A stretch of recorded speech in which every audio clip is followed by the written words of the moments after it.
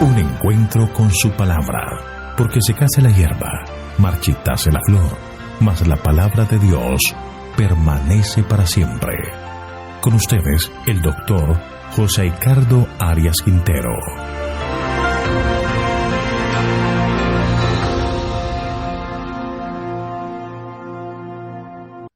Hoy vamos a estudiar Isaías capítulo 27, liberación y regreso de Israel. Te invito a orar. Padre nuestro que estás en el cielo, alabado, glorificado y exaltado sea tu santo nombre.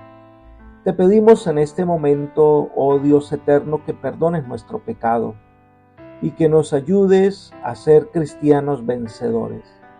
Por eso venimos a ti a pedirte que por medio de tu Santo Espíritu tú nos bendigas para que podamos estudiar tu palabra y podamos sacar las mejores lecciones para el fortalecimiento de nuestra fe.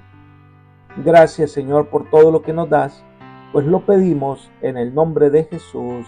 Amén. El capítulo 27 de Isaías vemos lucha, castigo, liberación, protección. Vemos a un Dios activo en la historia de sus hijos. Dios está presente, interviene para salvar y conviene entonces dejarnos dirigir por Él. El versículo 1 presenta el castigo que Dios da al monstruo del mar. Leamos. En aquel día Jehová castigará con su espada dura, grande y fuerte a Leviatán, la serpiente veloz, a Leviatán, la serpiente tortuosa, y matará al dragón que está en el mar. Debemos considerar algunos aspectos interesantes, ya que el profeta acude a la mitología popular para expresar sus revelaciones e ideas. Número 1. Es interesante que de alguna manera el juicio que viene anunciando y la liberación de los fieles hijos de Dios se relacione con la lucha que sostiene con este gran dragón, llamado el Leviatán. En otros pasajes de la Biblia se menciona también al Leviatán. Por ejemplo, en Job capítulo 41, el verso 1, dice: ¿pescarás tú al Leviatán con un anzuelo o sujetándole la lengua con una cuerda? Este término puede referirse a un peligroso cocodrilo o a una serpiente acuática o a un animal que en esta época ya no existe.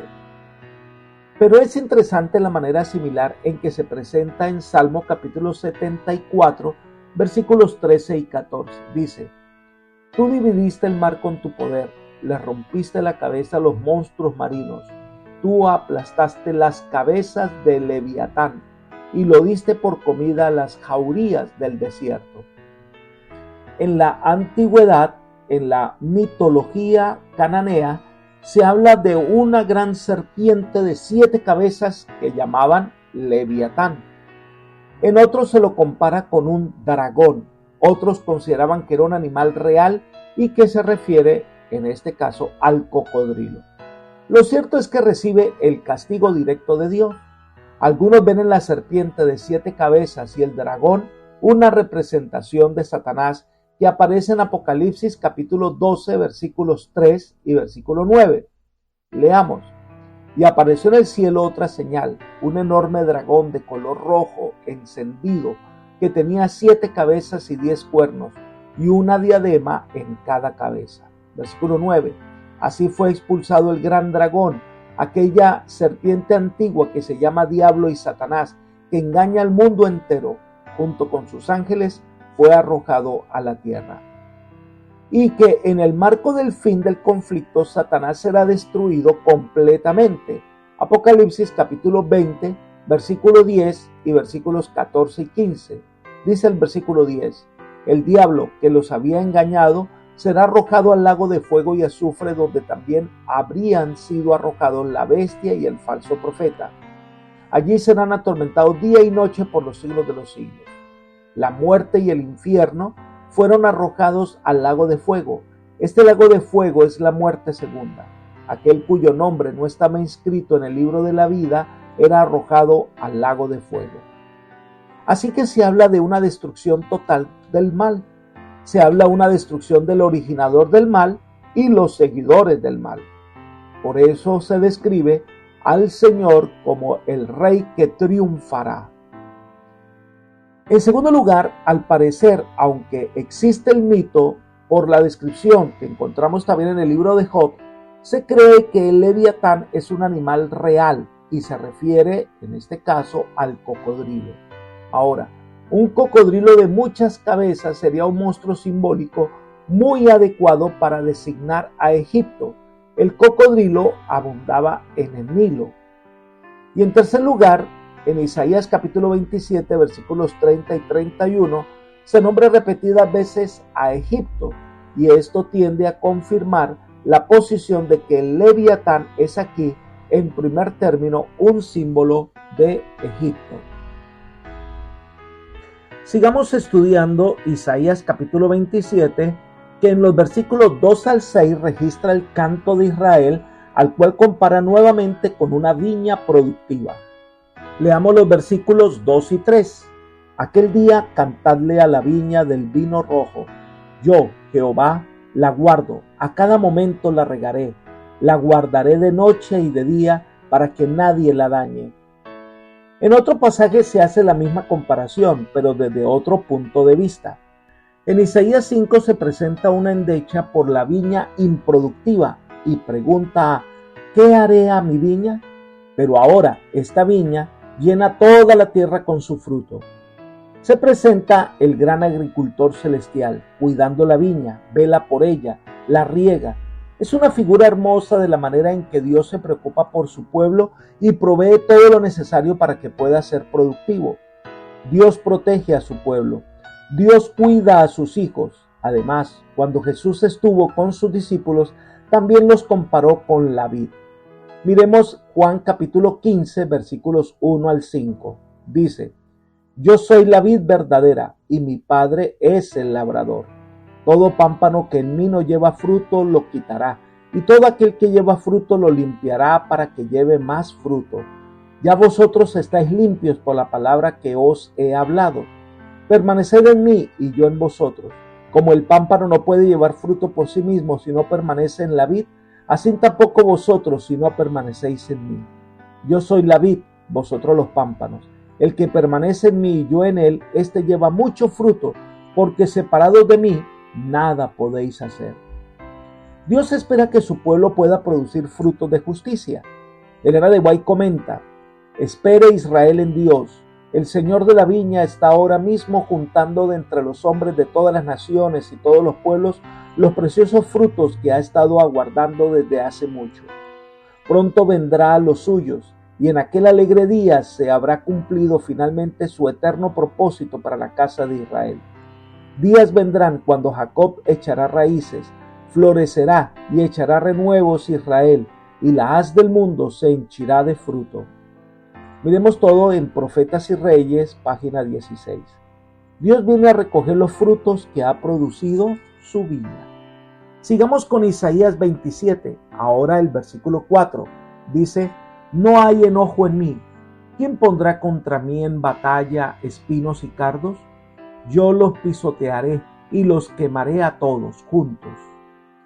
En la viña de Isaías 5, los espinos y los cardos reemplazaron la vid original. Dios estaba enojado con su pueblo, ya que ellos no produjeron frutos de justicia. Pero aquí, Dios no está enojado con su pueblo, como nos enojamos nosotros. Dios, por el contrario, ama a su pueblo, lo cuida y le provee todo lo que necesita, pero requiere lealtad y fidelidad. Cuando dice que aplastará a los espinos y cardos, significa que Dios enfrenta a los enemigos del pueblo de Dios y los consumirá con fuego, destrucción total. Dios no nos envía a la batalla solos a enfrentar al enemigo. Él dice que nos vistamos de su armadura para permanecer firmes. El versículo 5 dice: ¿O se acogerá alguien a mi amparo? Que haga conmigo paz. Sí, que haga la paz conmigo. En el tiempo del conflicto, cuando el enemigo dirige sus ataques contra el pueblo de Dios, se amonesta a que busquen la protección en Dios. Si la iglesia obedece al Señor, los esfuerzos del enemigo no tendrán éxito y el pueblo de Dios experimentará la verdadera paz. De esta manera entendemos que las batallas espirituales Dios las pelea por nosotros, y entonces ese poder divino pone a nuestra disposición todo lo que venga, toda la gracia del cielo está listo para defendernos. Ahora, cuando estamos bajo la protección del Señor, ¿quién podrá hacerle frente? Por eso Dios nos pide que hagamos paz con Él, es decir, que vengamos a hacer cuentas con Él. Si nuestros pecados fueren rojos como el carmesí, pues Dios puede limpiarnos y cubrirnos con su justicia. Elena de White dice: a las almas que se vuelven a Él en busca de amparo, Jesús las levanta sobre toda acusación y calumnia. Ningún hombre ni ángel maligno puede incriminar a estas almas. Cristo las une con su propia naturaleza divina y humana. Están al lado de aquel que lleva los pecados en la luz procedente del trono de Dios. Libro Ministerio de Curación, página 60. Dios está listo para abrazarnos y restaurar nuestra vida. Viene entonces el anhelo de Dios para su pueblo. Versículo 6. Días vendrán cuando Jacob echará raíces, florecerá y echará renuevos Israel, y la faz del mundo llenará de fruto. Dios quería que su pueblo echara sus raíces en el Señor, que se afianzara en el poder de Dios y que de esta manera llevara el conocimiento de la salvación a todo el mundo. Pero cuando Israel fracasó, esta tarea fue encomendada al Israel espiritual, a la iglesia de Dios cristiana. Somos las ramas injertadas del árbol de Dios. Ahora, el fracaso de Israel y ante la espalda que le dan a Dios, ahora Dios le pide a su iglesia que se levante y haga la obra que el Señor quiere que realice. Leamos Romanos capítulo 11, versículos 11 y 12. Pero yo pregunto, ¿será que los israelitas al tropezar cayeron definitivamente? De ninguna manera. Al contrario, debido a su transgresión vino la salvación a los gentiles, a fin de provocarlos a celos. Y si su transgresión ha servido para enriquecer al mundo y su caída a los gentiles, ¿cuánto más lo será su plena restauración? Dios quiere que su iglesia ilumine al mundo con el conocimiento de la salvación y que pueda alcanzar a todos los habitantes del mundo, incluyendo al pueblo de Israel. La segunda sección de este capítulo 27 de Isaías son los versículos 7 al 11, en donde Dios explica que el castigo dado a Israel era para restaurar su fe. Miremos el versículo 7. ¿Acaso ha sido herido como fue herido quien lo hirió, o ha sido muerto como fueron muertos los que lo mataron? Isaías hace notar el contraste entre el trato de Dios con su propio pueblo y su trato con los enemigos de su pueblo. El pueblo de Dios puede sufrir pruebas y tribulaciones, pero no será totalmente destruido. En otras palabras, Dios hiere a su pueblo por su propio bien, para remediar los defectos de carácter, pero no para destruirlos. Versículos 8 y 9. Con moderación lo castigaré en sus vástagos. Él los remueve con su recio viento en el día del viento del este. De esta manera, pues, será perdonada la iniquidad de Jacob, y este será todo el fruto de la remoción de su pecado, que vuelva todas las piedras del altar como piedras de cal desmenuzadas, y que no se levanten más los símbolos de acera ni las imágenes del sol. Aquí hay una frase muy interesante, dice: con moderación los castigaré. Este texto nos parece indicar que Dios no castiga más de lo que podamos resistir. En el caso de Israel, su castigo será algo terrible, pero no lo destruirá del todo. El pasaje dice que Dios perdona su pecado y el pueblo de Israel sería curado de su maldad.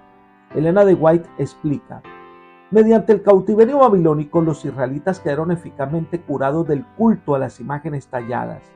Después de su regreso, dedicaron mucha atención a la instrucción religiosa y al estudio de lo que había sido escrito en el libro de la ley y en los profetas concerniente al culto del Dios verdadero. Libro Profetas y Reyes, página 520. Así que el fruto del castigo será el arrepentimiento y el perdón que Dios ofrece. Dios purificará a su pueblo a través de estas pruebas y el pueblo entonces como resultado será restaurado y además de eso quitará todos los símbolos de los ídolos. Ya no adorará más al sol, sino que adorará al eterno y poderoso Dios. Sigamos con los versículos 10 y 11 de Isaías capítulo 27.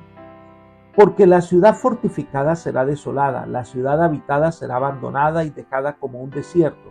Allí pastará el becerro, allí tendrá su majada y consumirá sus ramas.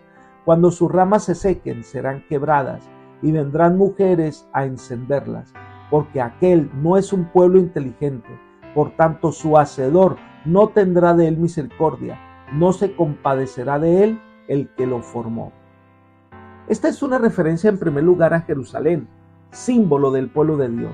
La ciudad próspera, abandonando a Dios, se convertirá en un lugar desolado, tanto que sirve para que los animales puedan pastar. Se lo compara con un árbol que es deshojado, que se seca y se muere. La madera seca solo sirve como leña. Es una representación de que esta nación pasará por el fuego de la aflicción.